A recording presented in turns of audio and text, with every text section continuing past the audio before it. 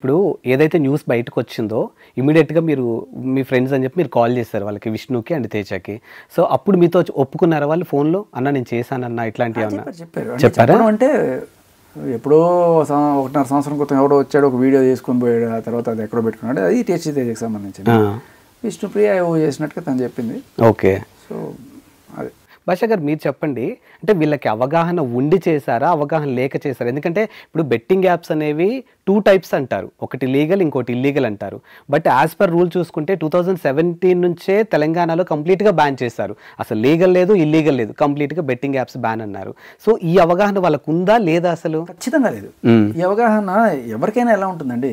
నాకు నిన్నటి దాకా లేదు, నిజం చెప్తున్నాను కదా. అంటే నాకు ఏ రోజు కూడా వీటితో అవసరం పడలేదు కాబట్టి నేను అటు సైడు ఆలోచించలేదు. ఓకే. హర్షసాయి ఇష్యూలో కూడా హర్షసాయి బెట్టింగ్ యాప్స్కి సంబంధించి నేను ఏ రోజు మాట్లాడలే. హర్షసాయి మీద ఎవరో ఒక అమ్మాయి అప్పుడు కేసు పెట్టింది, దానికి సంబంధించే నేను మాట్లాడాను తప్ప. ఓకే. సో అప్పుడు దాకా అసలు నేను హర్షసాయి బెట్టింగ్ యాప్స్ లేకపోతే ఏదో చేస్తాడు, ప్రమోషన్లు చేస్తాడు ఏంటో కూడా నాకు సరిగ్గా తెలియదు. బట్ నా క్లియర్ కట్ ఫోకస్ అంతా కూడా తప్పుడు కేసులు అబ్బాయిల మీద పెడుతున్నారు, వీటి మీద పోరాటం. ఆ పోరాటం బెట్టింగ్ యాప్స్ చేసేవాళ్ళైనా లేకపోతే ఇంకెవరైనా సరే బెట్టింగ్ యాప్స్ చేస్తే బెట్టింగ్ యాప్స్ చేసేవాళ్ళని కేసు పెట్టు, అలా రేప్ కేసు పెట్టలేవు కదా. పెట్టలేవు. సో నేననేది అది ఆ రకంగా ఆ కోణంలో వచ్చాను. బట్ నాకు అప్పట్లో దాని గురించి తెలుసుకోవాల్సిన ఇది కూడా పట్ల. ఓకే. బట్ ఇప్పుడు మా వాళ్ళే ఉండేటప్పటికి అసలు ఏంటి బెట్టింగ్ యాప్స్ లీగలా, వీళ్ళు చేసిన లీగల్ చేశారా లేకపోతే ఇల్లీగల్ చేశారా, లీగల్ చేస్తే ఏంటి ఇల్లీగల్ చేస్తే ఏంటి అనేది చూడడం కోసం నిన్న కొంత రీసెర్చ్ చేస్తే మీరు చెప్పిన పాయింట్ అప్పుడు తెలిసింది నాకు. ఓకే. మీరేం చెప్పారు 2017 నుంచి బ్యాన్ చేశారు, 2020 అని చెప్పి చూపించింది యాక్చువల్గా నాకు. ఓకే. యాక్చువల్ 17 నుంచే బ్యాన్ అన్నారు ఇది. Which betting apps are legal in Telangana? While Dream 11 is banned in Telangana, My 11 Circle version 11 and other fantasy platforms are legal and available for use in state. ఏవో కొన్ని ఇది చెప్తుంది. Here are more details. ఏవో కొన్ని దీంట్లో ఏంటంటే game of skill, game of choice ఉంటాయి. ఈ ఒక రిజల్ట్ ఇలా చూపిస్తుంది. చెప్పింది ఇక్కడ చెప్తుంది correct. 2017 is it legal to pay పలానా పర్టికులర్ యాప్ 1xBet అని చెప్తుంది. In 2017 the government of Telangana region released Telangana Gaming Act which prohibits all kinds of gambling and sports betting app. Yes. So ఇది నాకు నిన్న అవసరం పడి చూసుకున్నాను తప్ప లేకపోతే ఇది నాకు కూడా తెలిసిండేది కాదు. దాన్ని నేను మీరు ఫస్ట్ అనుకున్నట్టుగా లీగల్ ఉన్నాయి, కొన్ని ఇల్లీగల్ ఉన్నాయి, ఏమీ అవసరం లేదు. వీళ్ళు కూడా ఏంటంటే ఎవరు ఇదే ఫీల్డ్లో ఉండి బెట్టింగ్ యాప్స్లోనే సంపాదించాలనుకునే ప్రమోటర్స్ ఎవరైతే ఉంటారో వాళ్ళు కూడా ఏది లీగల్ ఏది ఇల్లీగల్ ఎత్తుక్కొని ఓకే ఇవి చేద్దాం, ఒకవేళ వేరే యాప్ చేయాలంటే మనం ఇక్కడ చేయకూడదు, పోయి గోవాలో చేద్దాం, లేకపోతే ఇక్కడ, ఎందుకంటే ఆంధ్ర తెలంగాణలో చేయకూడదు కాబట్టి మరి గోవాలో చేసింది ఇక్కడ కనపడుతుంది. సో వాళ్ళు ఏవో లూప్ హోల్స్ ఎత్తుకొని లీగల్లో అవి చేసుకోవడం. హర్షసాయి వీడియో ఏదో నేను చూశాను. ఇలాంటి లూప్ హోల్స్ ఉన్న వాళ్ళు ఇవన్నీ కూడా చాలామంది అవుతున్నాయి. సో చేస్తే అన్ని చోట్ల గట్టిగా టైట్ చేయాలన్నట్టుగా అతను చెప్తున్నాడు. బట్ ఇది ఒకటైతే నేను నిన్నటి దాకా తెలుసుకోలేకపోవడం మరి నా అజ్ఞానమో లేకపోతే నాకు ఎప్పుడు అవసరం పడలేదు. అంటే మిమ్మల్ని ఎప్పుడు ఎవరు అప్రోచ్ అవ్వలేదు, ఎందుకంటే మీరు ఒక ఆర్జేగా అందరికీ తెలుసు. అయ్యారు. పాయింట్ ఏంటంటే నా పాయింట్ వేరు. అది లీగల్ ఇల్లీగల్ నాకు అవసరం లేదు. ఓకే. మందు తాగం, సిగరెట్ తాగం, ఈ బెట్టింగ్ యాప్ ఇవి బై డిఫాల్ట్ దూరంలో ఉంటాయి నాకు. మామూలుగా ప్రమోషన్స్ కి దూరంగా ఉంటారు. ఓకే. ప్రమోషన్స్ అంటే ఇంకా నాకు కొన్నిసార్లు తప్పదు. ఓకే.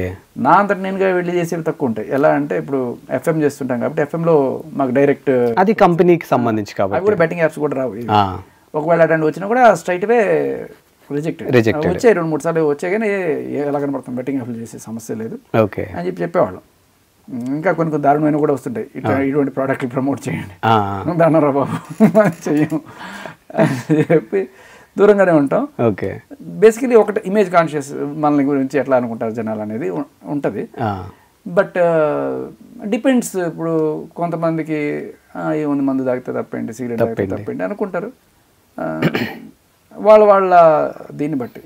కాకపోతే ఇది లీగల్, మందు తాగడం లీగల్, సిగరెట్ తాగడం లీగల్, ఓకే, బెట్టింగ్ యాప్లు ఇల్లీగల్ అని గట్టిగా అరిచి చెప్పాలి జనాలకి. ఇప్పుడు మందు తాగి డ్రైవ్ చేయడం తప్పనేది జనాల్లో ఎంత గట్టిగా వెళ్ళిందో ఇది కూడా అంత గట్టిగా వెళ్ళాలి. Which is good actually. ఈ ప్రయత్నం ఏదైతే జరుగుతుందో ఇప్పుడు కేసులు పెట్టడం ద్వారానే వెళ్తుంది, కానీ కొంచెం అంటే తెలిసి తెలియక చేసిన వాళ్ళని కూడా కొంచెం దృష్టిలో పెట్టుకుంటే బెటర్. వాళ్ళ చేత ఏదైనా ఫైన్లు గీన్లు అట్లా. సో ఈ కేసులు మీరు యాక్సెప్ట్ చేస్తారా? ఖచ్చితంగా. ఓకే. వెల్కమ్ చేస్తాను, వెల్కమ్ చేస్తాను. ఎందుకంటే సమాజానికి విరుద్ధం కదా ఇవన్నీ. అవును. అంటే ఇదొకటే కాదు, మీకు చెప్తే విస్తుపోతారు మీరు. చెప్పండి. అందరం కూడా ఇవాళ బెట్టింగ్ యాప్స్ దారుణం, ఖచ్చితంగా దారుణమే. బెట్టింగ్ యాప్స్ ఎందుకు దారుణం అంటే దీనివల్ల ఫ్యామిలీస్ ఆర్థికంగా చితికిపోతున్నాయి, చచ్చిపోతున్నారు. ఎంతమంది చచ్చిపోయారు గత సంవత్సరం? ఏదో కొంతమంది 2000 వరకు ఉంది లిస్ట్ కదా. అంతకన్నా దారుణం ఉంది ఏదన్నా మీకు చూపిస్తాను. చూపించండి. మరి అలాంటిది బ్యాన్ చేయాలి? చూపించండి. How many people died of alcohol in India? It's estimated that approximately 1,40,600 people died due to alcohol. Okay. How many people die of alcohol every day in India? 336 మంది ఒక్క రోజుకి చచ్చిపోతున్నారు ఇండియాలో.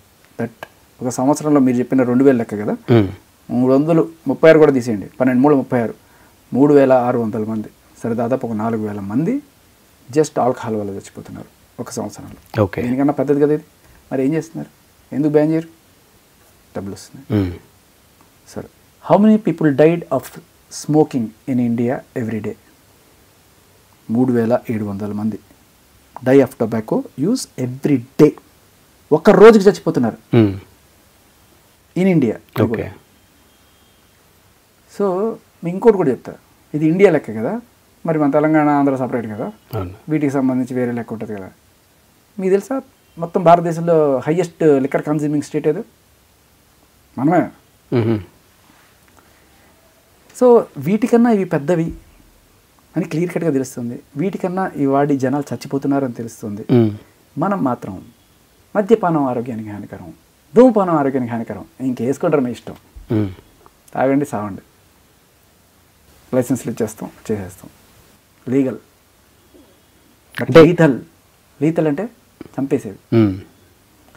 అదే అంటున్నా, ఇంతకన్నా దారుణమైన బూచులు ఉన్నాయి మనం చేయాలనుకుంటే. పోన్లేండి, అందరికీ అలవాటు పడిపోయి వాటిని బయటికి లాక్కోలేని పరిస్థితిలో ఉన్నాం ఇవాళ. అట్లీస్ట్ చిన్నదైనా దీన్ని కొడుతున్నారు, సంతోషం. బట్ ఏదో ఒక రోజు ఇవి కూడా రూపుమాపుతారనే ఆశ, అంతే. మీకు కోపం రావచ్చు.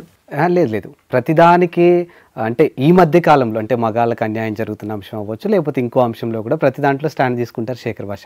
సో రానున్న రోజుల్లో శేఖర్ భాషని లిక్కర్కి, ధూమపానానికి అగెనిస్ట్గా ఫైట్ చేయబోతున్నారు, ఇక్కడ నుంచే నాంది పలుకుతున్నారని మేము ఎక్స్పెక్ట్ చేయొచ్చా? మీరే నన్ను కూడా చంపేస్తారేమో. ఎందుకు? మీకు అలవాటు ఉందా? నాకు లేదు, ఆబ్వియస్లీ. మంచిది, అట్లీస్ట్. అంటే వాళ్ళు మెజారిటీ అయిపోయారు. ఓకే. ఇప్పుడు గోవా లాంటి స్టేట్కి పోతే మొత్తం బెట్టింగ్ ఆడేవాళ్ళు ఎక్కువ ఉంటారు, క్యాసినో వాళ్ళు మొత్తం అవే ఉంటాయి. అక్కడికి వెళ్ళి నువ్వు బెట్టింగ్ యాప్లు బ్యాన్ చేయండి అంటే ఎవడరా వీడియో అని చూస్తారు. ఎగ్జాక్ట్లీ. కొంతమంది ఈ సోకాల్ యూట్యూబర్స్ వాదన కూడా అదే, లీగల్ చేసి పడేయండి, బెట్టింగ్ యాప్స్ లీగల్ చేసేసేయండి, ఎందుకు అది లీగల్ అనే గోళాలు ఎందుకు? ఇప్పుడు ఇందాక చూసాం కదా, కొన్ని లీగల్ అనే 2-3 సైట్లు చూపిస్తాను. ఆడిదేం పోయింది, ఆ లీగల్ చేయమంటాడు, ఆడి ప్రాణాలు పోతున్న వాళ్ళ పరిస్థితి ఏంది మరి? అదే అంటున్నా. ఇదొకటే కాదు, కొంతమంది ప్రాస్టిట్యూషన్ లీగల్ చేసేయండి అంటారు. ఇంకెందుకు చట్టాలు వాళ్ళకి ఇస్తే రాసుకుంటారు కదా.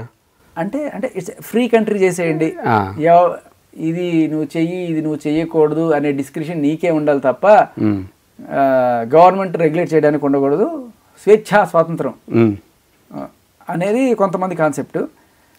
బట్ నాలాంటి వాళ్ళు కోరుకునేది ఒక ప్రగతి నగర్ తెలుసు కదా, తెలుసు, అటువంటి ఒక రుద్రమైన సినిమా, ఇలాంటివి చేయాలని నాకు కోరిక ఉంటుంది.